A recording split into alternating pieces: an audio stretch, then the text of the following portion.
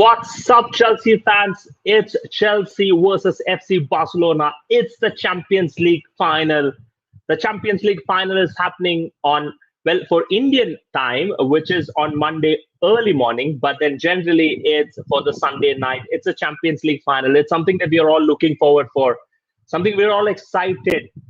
The first time ever the Chelsea women are in the Champions League final. With me joining as usual is our dear friend, that is Hafiz. Welcome to the stream, Hafiz. What's up? What's up, Chelsea fans? Hi, Srikanti. How are you? Hi, I'm good. How are you? All good, all good. Excited for the match? Of course, I think yes, definitely. I think that goes without saying, isn't it? Excited for the match. Definitely. Right, great. And also with me joining a special guest, now kind of a YouTube star with a Chelsea Football Club official Facebook page as well. Radha, welcome to the stream. Hi, thank you for having me once again. Glad to be here. So how does being a celebrity now looks like once that you have shared? Did you get a lot of requests? Did you get a lot of followers? You were supposed to hit at 675 followers. Have you hit at 675 followers? I have not checked actually, but I've been getting a lot of Chelsea fans or like Chelsea supporters following me. So I think the expectation to now tweet more about Chelsea is rising. But yeah, no, it was pretty cool to be featured on that. And yeah, definitely talking more about Chelsea in the coming weeks with the amount of finals we're in and the amount of games we have that are high pressure. It's going to be a lot of Chelsea talk for sure. Just imagine our pressure. We have the FA Cup finals that's happening tomorrow night. We have the Champions League that's happening day after. We have the 2 Premier League matches. And then we have the Champions League for men's happening. And in between all of them, we are trying to say, okay, what posters do we post? Where do we post? How do we go about it? Just imagine the kind of confusion that we have. It's kind of crazy. So we have few people. Hi, Yadu. Hi, Vishnu. Hi, Ramaswamy. Hi, Rajiv. Hi, Sharat. Hi, David. Hey, David, what's up? David is back. Hi, Subish. Good to have all of you online. Radha, your thoughts about the match. The match is on Sunday night, which is basically Monday early morning for us. And you planning for a watch along or you planning for a match reaction? Yeah, I was wondering. I personally don't know if people watch along because I'm like, if I'm watching a football match, will I sit and watch somebody else who is watching a football match? But I'll definitely do a match reaction. I think if there's a match to react to, it is this one. But yeah, look, definitely pumped for this game. I'm a bit nervous as well. I think it's just natural to be nervous at such a big stage. But I'm just looking forward to the game and this conversation as well. Absolutely. Hadil, Eid Mubarak. Eid Mubarak to you. Eid Mubarak to everyone as well. Siddharth says hi. Lee says hi. Good afternoon from UK. Hi, Lee. How are you doing? We have Deepu saying hi. Of course, a lot of people saying hi, just getting warmed up to this discussion. Huge night for the Chelsea women. So rather, this is the first time Chelsea women are facing or even entering the Champions League final? Yeah, that's correct. First time into the Champions League final, first competitive fixture versus Barcelona as well, believe it or not. Their first competitive matchup is in this Champions League final. So it's all to play for. The stakes are like on multiple levels at this point. Well, that's crazy. So the first time we are even facing FC Barcelona. Lee says, come on, you Blues. FDL has a question. Will the new defender play? Not today. So the game is not today. Just to clarify, the game is on Monday early morning for us in India, but Sunday late night for us. I think it's too early to have her in the team right now, isn't it? Yeah, she's joining from next season. Her name is Aniek Nouwen. She's a Dutch centre back, 22-year-old Dutch centre back. Very exciting signing for Chelsea. A typical MIA signing where we've been talking about this for so long that we need a little bit of cushion. No, I'll tell you what. Emma Hayes came, saw our match preview. She decided that's it. I heard Radha Hafiz speaking about defenders. I'm going to sign a defender. That's what happened. Nothing else. Yeah, I definitely think so. So speaking of here, what do you think about the new defender? I'm kind of stuck up with her name. Yeah, her name is Aniek Nouwen. Yeah, even I was a bit confused, but in her like "Hello Chelsea," she said her own name, so it's Aniek Nouwen. She's Aniek Nouwen. Aniek Nouwen. She's a Dutch centre back, 22 years old. Currently plays with PSV in Netherlands, and yeah, she's got 100 appearances there with 15 goals. So I mean, just from that kind of a statistic, you understand that she's pretty good at set pieces, I would say, right? Because a lot of the time, centre backs usually convert from set pieces.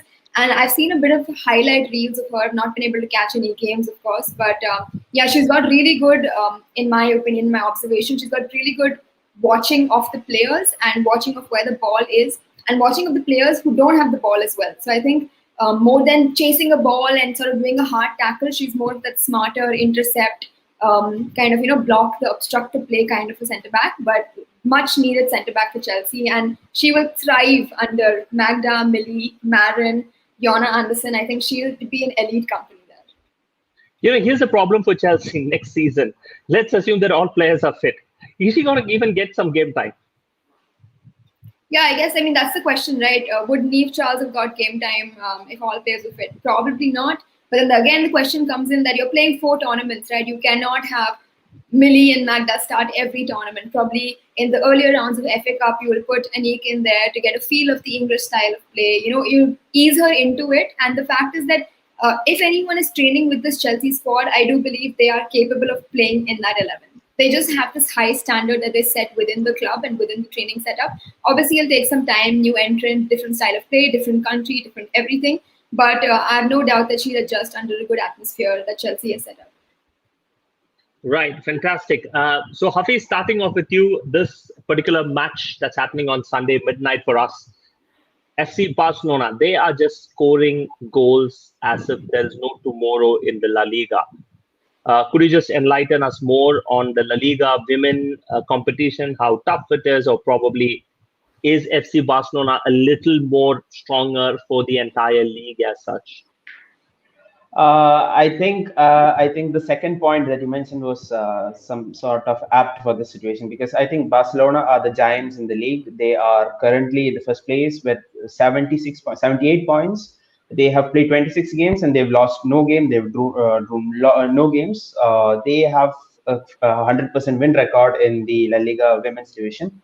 They've scored 128 goals in 26 games. That is massive. This is a repeated stat, and that is a massive stat. They've only conceded 5 goals. That shows the level of competition we have in this final. So that is the competition that we have. They've got no consistent goal scorer there. I think the entire team scores goals as well as creates a goal. In fact, here's a fun fact that the Barcelona women's player is not the top scorer in La Liga women's division. It is another player from Levante Football Club who is the top scorer there. The second top scorer is the Barcelona player, who is Jennifer Hermoso. She's got 21 goals and 20 appearances, kind of similar to Sam Kerr. So that's what Tejas has been typing: Hermoso versus Eriksen. Exactly. Yes. So there's a small highlight regarding Barcelona FC. How crucial is this? By the way, the moment Tejas is a Kerala boy. Right now, he is in Bangalore. He's doing his engineering. Been following women's football since a year. Good to have you, Tejas, with us.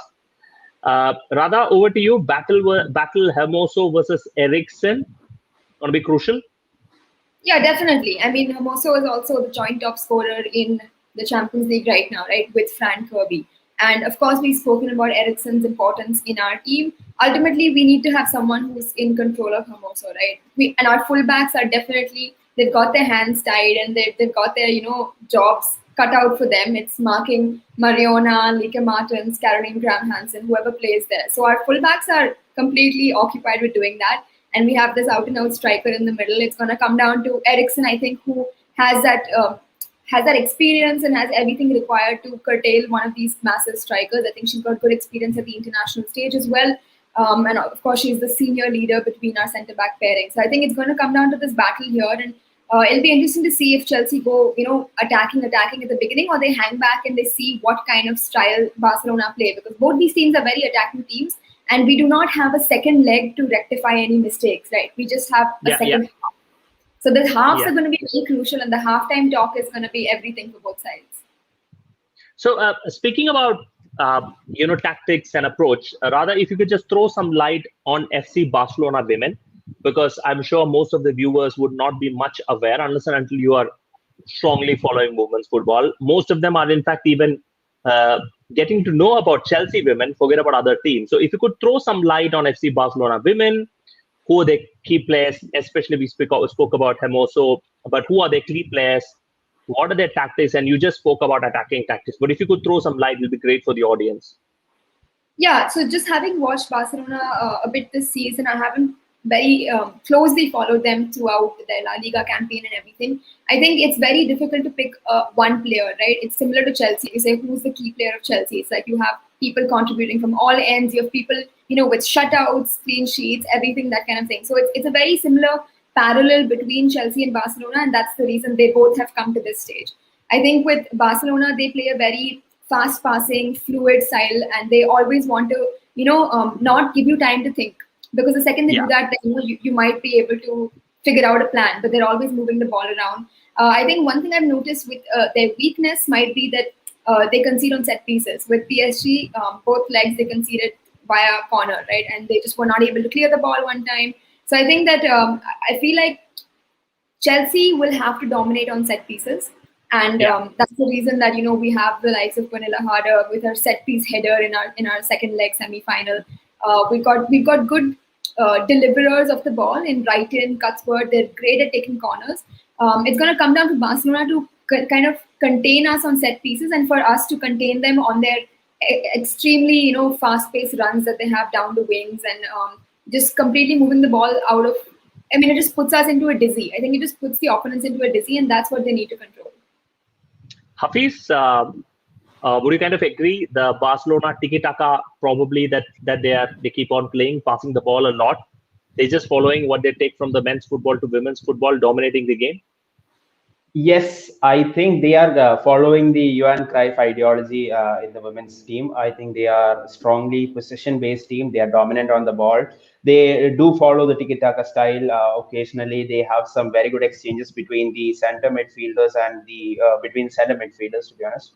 I think they play a 4-3-3 formation and occasional 4-1-4-1 formation with the wingers coming forward, being the half spaces.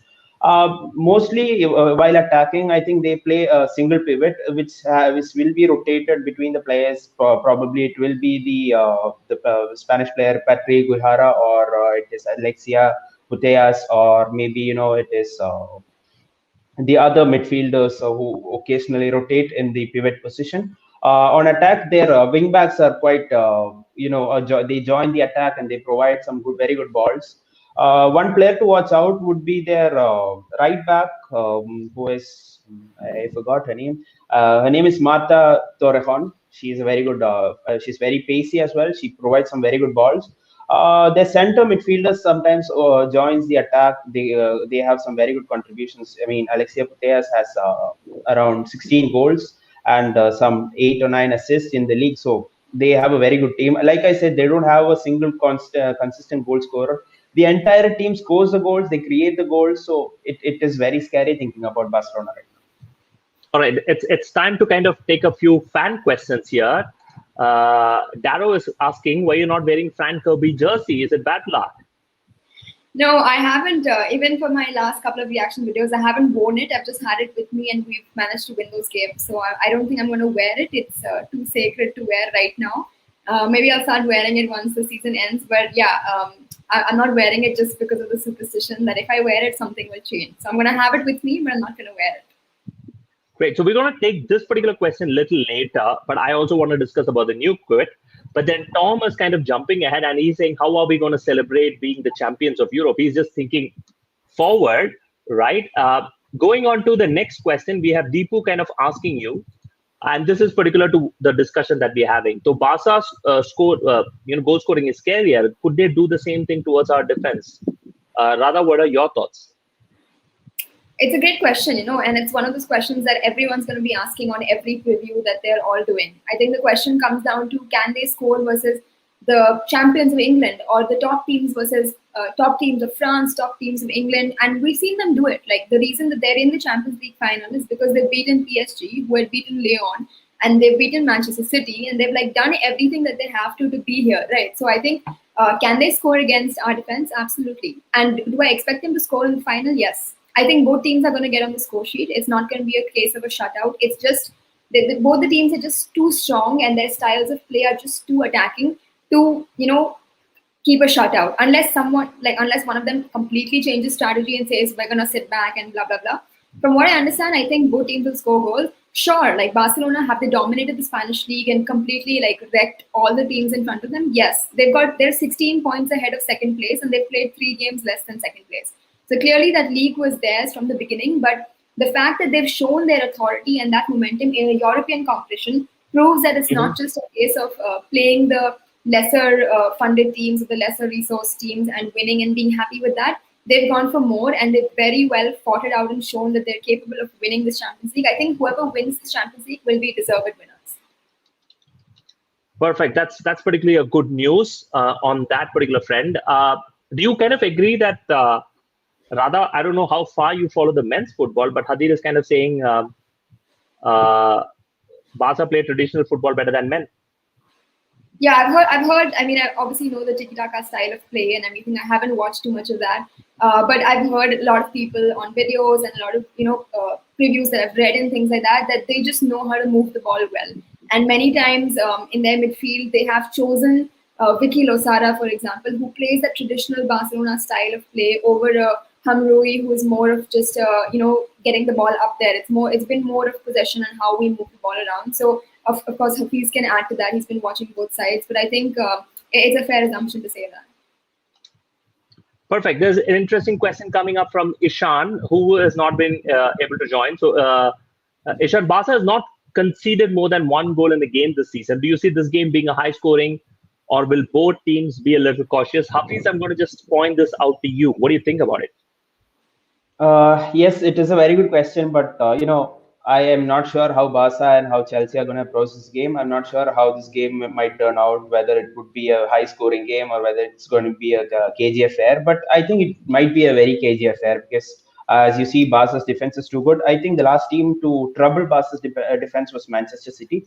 And I think we comfortably breeze past Manchester City at our home fixture and as well as the Conti Cup fixture. So I'm not comparing, but I think that we can do something to their defense, but it all depends to how their defenders turn up. They could be really scary because, if they shut out Sam Kerr and Frank Kirby, maybe we might have to explore some other opportunities. So I think it might be a very cagey affair. Rather, do you think it's going to be more of a tactical battle rather than just an all-out attack, considering that it's a UCL final, first 45 minutes, 0-0 draw, and then second 45 minutes, somebody scores, and then it becomes an open game? Yeah, I mean, Barca have conceded more than 1. Right? Man City beat them in the second leg 2-1. So they have conceded. Obviously, I guess they sort of saw the game out and managed the game well enough to move to the next round. But they have conceded. That is a fact. Very, very good shout that this could be a very cagey affair. The fact is that, again, I'm going to bring this up, that Emma Hayes took the first leg of Wolfsburg and the first leg of Bayern to figure out stuff and to move things around and fix a little bit of kinks and flaws that she saw. And the second leg was, I mean, we won the second leg. I'll put it that way. It wasn't easy to win, but we did win that. And we sort of maneuvered a little bit of strategy. This time, the first half is the first leg and the second half is the second leg. I guess that's how both teams are going to see it. So they're going to, it's very, very possible that, they hang back. They're going to just feel each other out. Yeah. But at the same time, if one team hangs back, they're not playing their natural game. And the other team can say, well, they're on the back foot. Let's attack. Let's play a natural game. And then if one goal is scored, that could really demoralize a team. And then again, coming back from a loss or from a deficit shows the mentality of the team and what kind of experience they have. So it'll be a very, very fascinating game to watch for the neutral as well. So Hafiz, here's this question. Let's suppose Chelsea score first, right? Barcelona have to come out all attacking, and vice versa. If Barcelona scores first, Chelsea is going to come out attacking. Does this game depend purely on who's going to be the first team that kind of scores first? Absolutely, yes. Scoring first is always boosts up the confidence, but it also makes you commit more mistakes. Sometimes you might you might go napping. So that is the perfect opportunity to for either team to find an goal scoring opportunity. So I think it could be the motivational factor, the first scoring thing. But then again, considering the part where you are making more mistakes, you might lose your confidence. I mean, you might lose your concentration. So I think you cannot say that too for a Champions League final, because we are the team who has witnessed another glory back in 2012 when we played against Bayern Munich. I have to remind you of that. They scored first, but we had an opportunity to equalize later in the second half. So I think it all matters on concentration. So it doesn't matter who scores first; it matters on concentration for me. Right, and Sang kind of gives up the comment: if Barca muscle up our attack, they deserve to win. However, Kirby harder. England right and Cuthbert G may be something to say about. So let's speak about Kirby harder. Do you have a nickname for them apart from the Jingle Balls? Have you come up with anything new, Radha? No, I haven't. Maybe you'll have to make something up before before the final takes place. But Sang is absolutely right. Like, you have to negate the other team's strengths, and the team that does that better will surely come out on top, right? Unless we have some chaotic VAR experience and some really, we'll get to that, but just some unprecedented events. Usually in a football game, if you negate the other person's strengths and you deliver on your strengths, you will be fine. And our strength is definitely up there in those top three. That's our holy trifecta. That's what's been keeping us alive. Pernilla Harder, again, was brought in for this occasion only. She is the only person on our squad who has been in a Champions League final, not once, but twice before, and lost it both times. So she has that extra drive. I think she'll be on a level above a level above anything we've seen of her yet. And I think that will be a key factor in playing this final. But Sang is absolutely right. The deserved winner will really show on that night. Right. So deserved winner will go on a show on the night. So Prasanna has got an interest comment. Both the teams are not known for this. Hafiz, one of the teams are going to choose a counter-attacking strategy. I think Chelsea will be the one. In short, which team is going to do a Jose Mourinho? I think that is going to be Chelsea, because that is not traditional Barca style to do a Jose Mourinho. They always play a possession-based game. So I think it will be our strategy to counter-attack.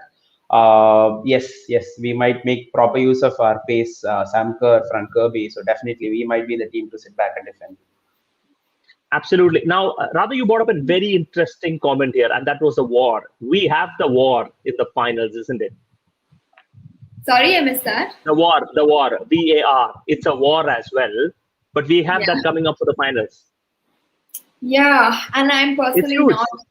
Yeah, it's huge, but I'm personally not a fan of it. Only because these players have not experienced VAR throughout the Champions League, throughout their domestic leagues.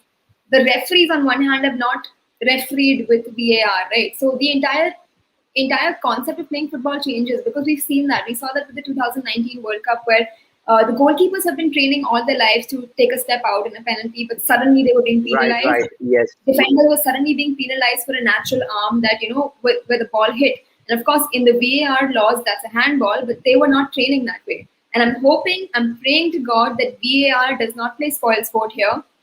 Very often we see rain play spoil sport, but that's something we cannot control.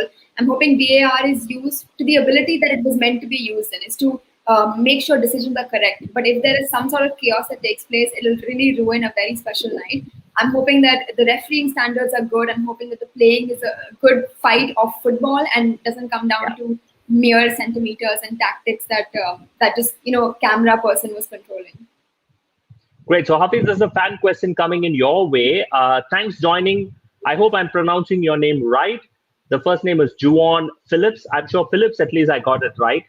What I'm looking forward is to who Emma Hayes chooses to fullback position, Charles Anderson or Carter. I would definitely go for Carter the way he has played. What is your opinion, Hafiz, on this? I think for my right back, I would definitely use Charles, because her pace has been very good. And I've watched a few games of Barcelona. And I think, if I am not wrong, the last game against PSG, most of the PSG's attack was coming from their right wing. So I think we could use that option, because Ramona Bachmann, who was actually threatening Barcelona's backline, from that right wing position. So I think we can use Charles there for her pace, for her very good deliveries. Carter, definitely, yes, she is an option, but her pace is actually the factor here. Considering her pace, she's too slow as compared to Charles. Yes. But she's got a very good physique. She could battle, she could wrestle. So it depends on who plays on the left wing for Barcelona. What about you, Radha? Whom would you prefer, Charles Anderson or Carter?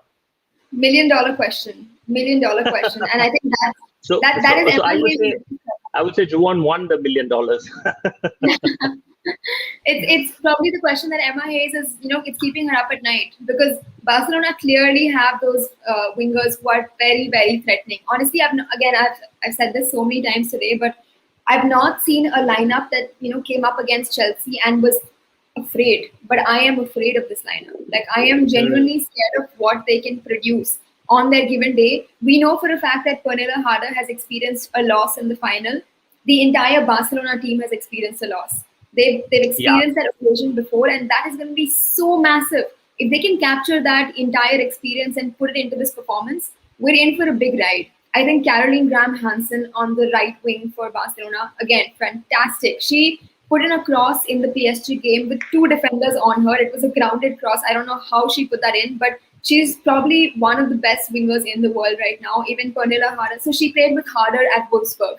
And then Barcelona picked her up, and Chelsea picked her up, and we've got this clash, back at it again. So I think Caroline Graham-Hansen is going to be massive for Barcelona. Of course, I think Lee just mentioned Anderson. The reason that maybe she's been dropped right now is because she goes, too attacking. Sometimes she's not sure when to hang back and to go forward, and is caught out. We were caught out by Bayern one too many times, and it resulted in a loss in the first leg. So maybe we see Jess Carter and Niamh Charles play.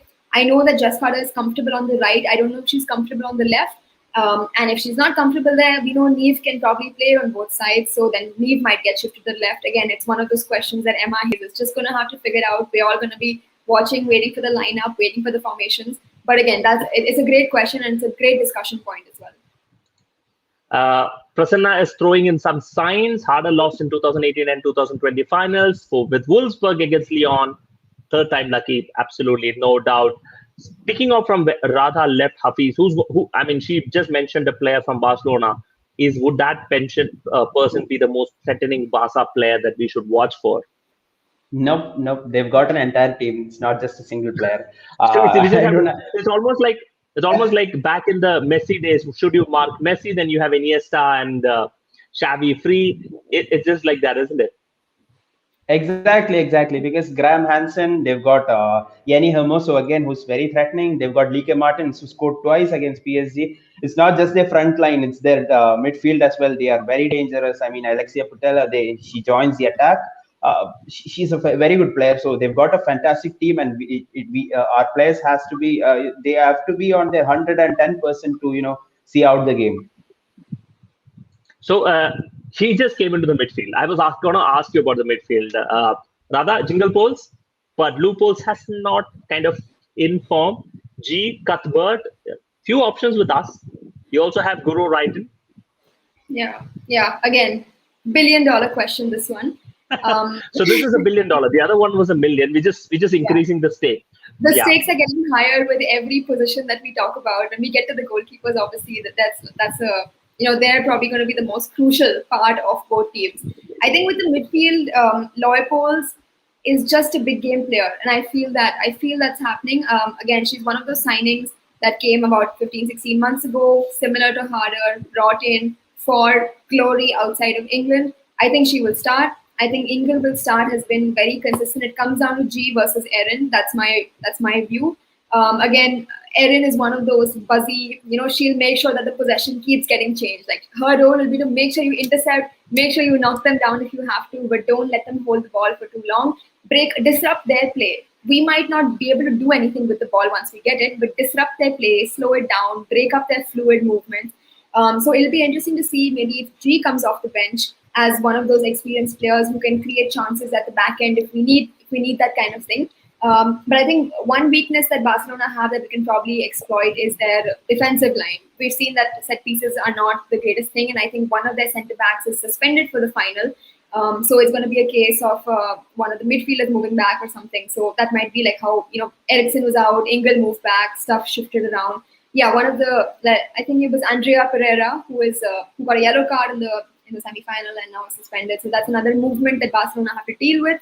But look, yeah, whoever they put in, it's going to be a quality player. You don't just reach a final just by luck. It's going to be a game to watch, and the midfield battle for sure. Great. So you have Phillips commenting in. He said he will go with the G loopholes Engel. I think Hayes might play loopholes in the same role she played against Bayern second leg. Alexis Putellas need to be stopped as Mughal was. I think he's going to come back on the next comments. But Hafiz, your point on the midfield trio. So we were speaking about the backs. I think the difference is clear. It's going to be Millie Bright and, of course, our captain. And then we were speaking about the wingers. And then now we're coming on to the midfield. If you are going to ask me, I think I would go with Erin instead of G, because I like her. I like how active she is, how energetic she is. So sometimes, you can make use of this energy to trouble them, trouble Barcelona. She's good defensively as well. The only thing that concerns me is Erin's delivery. She often, be it free kick, be it corner kick, sometimes her deliveries are so poor. So that is the only thing that is bothering me about Erin. But her constant threat to the other opposition defenders, to the midfielders, I think that is the reason that keeps her above G for me. So I would definitely go with Erin ahead of G. That's an interesting point. He is going Erin ahead of G. Rather, is Oshoala more threat? Now we're speaking about Barca. Who do you think is Barca's important playmaker? We know who's a striker. We know the entire team is brilliant. But then who would be the most important playmaker for that? Yeah, again, hard to pick one. I think Caroline Graham-Hansen has possibly the most chances created in the last couple of games. She's going to be one that is on the assisting end of things. Might even, surprise us with a goal there. Yeah, see, Hansen, I think that's definitely a good safe bet when it comes to, who's going to contribute to Barcelona. I think Alexia Putellas in the midfield, it's so good to have a captain in the midfield because you're able to link up with forward, with defense, with your wingers. You've got everyone under control, right? And Magda, she's a Magda-like personality, except she's in the midfield. So she has a more all-round access to everyone. Versus Magda is a centre-back, so she does not have connection with the forwards in that sense. So I think Alexia is going to be an important player. Caroline Graham-Hansen is going to be a dangerous player. It's honestly, I'm getting goosebumps thinking about this, but we really need to be wary of this Barcelona team coming at us. So be wary of Barcelona team. Thomas kind of chatting up, saying that he looked at the pictures and they look really intimidating. Our players might be a little too nice. But Hafiz, isn't this a good point? 2012, an underdog faced a mighty German machine called the Bayern Munich, and then history says who won. This could be an advantage for Chelsea. I was actually going through their last few games, the videos, the highlights, and yes, it's true. Their players are a bit intimidating. I mean, the players sometimes look scary. They are, talking about, as I said, Oshoala.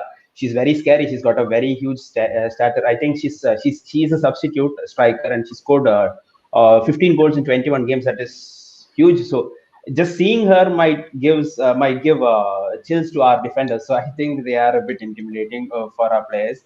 But talking about their players, they've got their flaws. Obviously, we have had the time to study their gameplay. So I think Emma Hayes will definitely come up with a very good game plan to negate their intimidating figure. So definitely. If I can quickly add, SK, I believe, and someone in the comments can please correct me, Oshoala is injured for the final.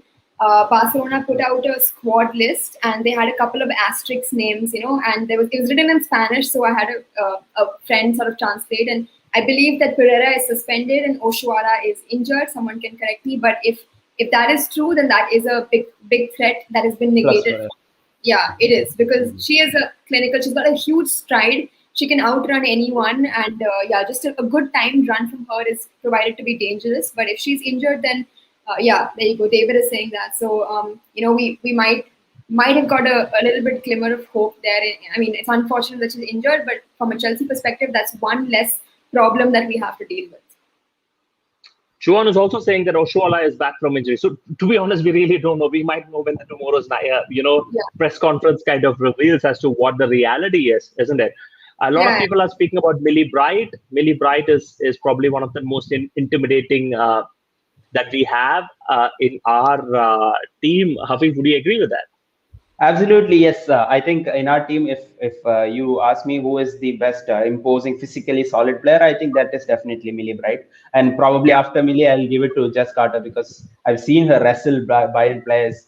There was this player, Stein, I forgot her name, but she was just literally wrestling with that player with her physique. So definitely, I would have Millie Bright in the squad, obviously, just for her physically imposing structure, definitely. Okay, so we're speaking about Barcelona. We have made this Barcelona into a huge giant. So rather, is there no weakness in their gameplay? Yeah. What would Chelsea need to do?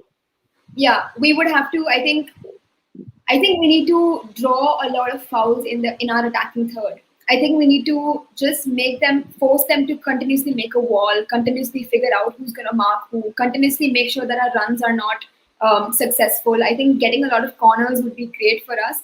And again, it's just about, obviously we have our own plan, attack, pass it around, put it in for the run behind, all that works. If our plan doesn't work, we need to stop their plan. What is their plan? Probably passing, fluid movement, making sure we have control, possession, don't give Chelsea the ball. What we can do is break up movement, right? Kick the ball out, get a throw. That just changes everything out. One lapse in concentration there and we have like a counter attack break.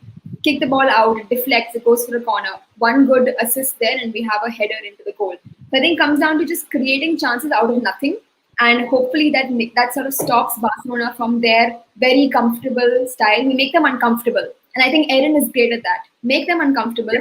Make them, wrestle with them if you have to. If they're going to wrestle with you, wrestle back. And everything within the laws of the game, of course. But it's going to come down to pulling a Barcelona on Barcelona if it comes to that, right? Just completely just blindside them. Bring out something that they would not expect. I think Barcelona would, of course, do the same with Chelsea, which we'll have to counter.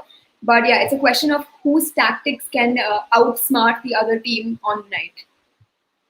Absolutely. And Sang says it's not the size of the dog in the fight, it's the size of the fight in the dog. That was absolutely brilliant. Now, having said that, we do have our magic weapon, which is Juan kind of rightly picks up. Kirby, we also have Kerr, but Kirby can go deep, collect. We also have Harder. We have not mentioned much about her. Go harder, can go deep, and then give that long ball towards either Kerr or Kirby, who can run down the flanks and collect and pass to each other. Hafiz, do you think that's going to be a strategy out? Obviously, yes. As Juan says, I think yes, we've seen Kirby dropping deep, carrying the ball forward. We've seen that against Bayern, so I think that will be her position this game as well. About Harder, I'm not sure. Yes, Harder is a vital figure in this team. She's giving some beautiful passes, but I think her experience will be the key figure for this game. Her experience has been mighty massive. So the mentality that is going to be the plus point that we will have. And talking about Barca's weakness, they've never faced Chelsea, so that is a weakness for Barca. They've never faced a wholehearted Chelsea, but definitely we'll miss Maren Mjelde because of how important she is for such fixtures. Yeah. She is made for such games, so definitely we'll miss her. But Barca has never faced a Chelsea side who's been just going on and on. So I think that is their weakness. Absolutely. So there is a question to Radha coming in from, and that's from David. And do you think Emma will go for a physical midfield and G instead of because of her creativity and technicality? Yeah, that is your guess is as good as mine, David. That is the question that has to be answered, right? I mean, there are a bunch of questions, but of course, this one is a big one. We've spoken about G or Erin, creativity or physicality, create like a technique or breaking up play, being annoying, irritating, discomfort. That entire concept is something that we are waiting eagerly to see. And I think personally, if I would pick the 11, I would probably put Erin in there just because she will completely throw Barcelona off their thing. Because I know Barcelona get a goal that could really, they could ride that wave and really attack Chelsea, press on them again and again, having a cushion of one goal. So I think Emma Hayes having just one match, just 90 minutes to get this win, will have to come up with something new. There has to be something new coming out, because what Chelsea have been doing, Barcelona know. And what Barcelona have been doing, Chelsea know. So to counter each other's techniques, you need to come up with a new one. So it's going to be, your question is, I mean, your guess is as great as mine, David. It's very, very interesting. It's fascinating to break down what kind of strategies are going to come out of here. We know Barcelona's midfield is one that swings the ball to each other. They just want to keep connecting through the ball. Like, they just want the ball to be tied to one of their feet or the other one's foot. So G, while she can create chances, I guess first we need to get the ball and break up their play, and then creation can be done as a secondary aspect. So maybe I would think Erin, and maybe G comes on later if we need some G magic. Hearing of Barcelona, I kind of hear what Pep Guardiola picked up from Johan Cruyff. If you have the possession, then you don't have to worry about the other team attacking you, isn't it? Tom, we did speak about the new defensive signing. I think she's going to be more of in terms of depth to Millie and Magda, more than joining up right up front, isn't it, Radha? Yeah, for sure. Millie and Magda are not being replaced. I mean, that would be something out of this world if that happens. She's a youngster. She's obviously coming to the English League for the first time. She's definitely going to see minutes. I don't think that's a question with the kind of talent she has. The amount of games that Chelsea play, or any team in the English competition plays in a season, multiple tournaments, she's sure to see some game time. Of course, any minute she gets would be so good for her experience alongside Millie or alongside Magda. It will just do wonders for her game. And eventually, maybe 2-3 years later, if she is satisfied with the environment and the kind of game that Chelsea want to play, she'll sign an extension. I think we've seen that consistently with our players, that they want to stay at Chelsea. Hopefully it's the same with Anique Nouwen as well. I don't see her immediately starting, but definitely I see her getting a good look and feel of the English football way in the next season. You're on mute. Right, perfect. So coming on to a total different topic, coming towards the end of the discussion, Radha, your thoughts on the new kit, especially with the female players being featured in. You have Kerr, you have Harder, all coming up looking absolutely stunning in their images. You have Callum Hudson-Odoi, you have, well, of course, your favorite player, which is Mason Mount, which you picked, not me. Yeah. And what do you think about the new kit, and what do you think about featuring women in the ad? I think that was fantastic, to be honest. Yeah, I think that should be a no-brainer. There is no question that you should have your women's team in the ad, even if they don't qualify for the Champions League final or don't qualify for the Champions League. Ultimately, it's one franchise with a bunch of teams in there, and if you're releasing a kit which both teams are going to wear, I would expect that both teams show up in the promo or the ad shoot or in the photos that are put out. I think before I get to the kit, I just want to mention that the night that the men reached the Champions League final, merch was immediately, rolled out on the website. Istanbul, scarves were on, t-shirts were on. I don't think we have seen that for the women. I might be wrong, but I'm pretty sure that we do not have too much of merch for the women. I think that's a little bit of disparity that we have to fit. Coming to the kit, on first sight, when it was leaked, I was like, no, I do not.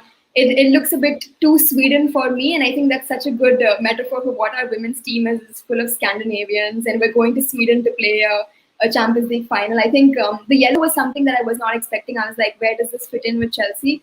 But they've gone for that 60s art theme and everything. So I was firstly like, okay, no, I've seen better Chelsea kits and bring back the good classic blue. But then when the video rolled out, I was like, there was only a few players wearing that kit who could convince me that kit was decent. And what a solid marketing campaign they put out with the men's team, getting Timo Werner to like open the washing machine, and Mason Mount sitting with a bunch of televisions, Harder sipping her tea like royalty, Magdalena Eriksson eating popcorn. I mean, it was class mixed with fun, mixed with, this entire concept of Chelsea, that we're here to have fun, we're here to entertain. We are this club that, we respect both teams equally. I think that was really special to see. And I have to say it, I think the kit has sort of grown on me, seeing a lot of players on them. I think this weekend we'll see the men's team debut it, and then the women's team debut the kit. Hopefully the players look as great as they did on the field as they did in the video. And yeah, then I might even purchase one. Well, Sang is absolutely going berserk. Just hates the kit, left, right, straight, center. But I think the away Lee is kind of saying that the away kit kind of looks pretty nice as well. like you said, the ad was really cool. The ad was just awesome, rocking up. I was a little surprised with Hana drinking tea. She's not British. I'm sure she doesn't have the tea drinking tradition that typically the British would have. Ajit, Ajit, there is a Magda fan that is Ajit kind of found that Magda was looking so beautiful. What is most disappointing is we don't have Guru Wrighton in the ads. Hafiz, that was a little disappointing. Absolutely, yes. Being a Guru fan, that is disappointing. But yes, of course, very happy to see the girls in the video. I mean, that is a propaganda here. Giving equality to the showing equality, giving equal importance to the women's player, as well as they shared a very small clipping of Magda and Pernil together. So very happy to see that as well. So that shows how much we've evolved as a club. That shows what we fans are. Happy about. So and seeing Magda, that is brilliant, absolutely classy. And I think the ad has to be the as compared to the kit, ad has to be the standout best thing about this jersey. The checker design is a big question mark for me, the checks, but apart from that, I think it is a beautiful ad, a beautiful kit, in fact. And yes, and we have something to be proud of. We already know it, but then the video was released about the heritage of Sam Kerr, about her grandparents, and how they chose to travel to Sydney, I think, or was it Perth in Australia, instead of England, because the doctor was because the grandfather was not in a condition to travel. And a little bit of heritage going on, Radha, especially for Sam Kerr, representing Australia, of course, but with the Indian heritage. Yeah, she has Indian roots. We're very proud of it. I think we will cling on to those roots for as long as we can. Next year, we have the AFC Women's Championship, so Australia will be coming over to India. I mean, it's so good to see India firstly host it. That means we get to play. Otherwise, we don't often qualify for these tournaments. We get to play. We get to see the best in Asia. And Australia, of course, come to our home turf and play. I mean, battle it out. Imagine that final would be maybe Japan versus Australia. It'll be a thriller to see on our. And obviously, I think that that occasion will just get a lot more girls to pick up the ball. And I think Sam Kerr had an interview come out yesterday or today where, firstly, she said, to all the haters, they can keep writing stuff about, whatever. They were skeptical about her doing well in Europe, and she's picked up the golden boot. She said they can just send me a bottle of wine in the mail as an apology. So I think that's classic Sam Kerr, just silence the haters with your work. I think that was really cool to see. And of course, she has on her own recognized her Indian looks and her Indian heritage and says, I've never been to India. It'll be really cool next year when we get to go there and I get to learn more about the country and the culture, and of course inspire a lot of girls to pick up the ball. So I think it's great that she's acknowledged that. I mean, she surely has a lot of fans in India, across the globe, in Asia, and really, really good to see that she's kind of owning up to her heritage and embracing her heritage and really wanting to make strides, not just in Australia, but in another country as well. Absolutely. Tejas wants to know, do you want to score prediction? I don't want to do it. It's kind of a risky thing. Too much stress in one day. Too much in one day. Great. Thanks so much, Radha. Thanks, Saf. It's been fantastic discussion as usual. Typically, whenever I start the stream, I'm like, oh my God, is there enough points to discuss? And then by the time you look up, it's almost an hour. And then like, oh my God, you've discussed quite a few amount of points. Match is on Sunday night or Saturday early morning for us in India. Radha is from Chandigarh. Tobin wants to know. And Prasanna, I think, is trying to read this. Let me kind of discuss this. Bro, risk. Edukartagalam risk. This is Tamil. I'm kind of struggling. I know Tamil, but I'm kind of struggling. All right, great.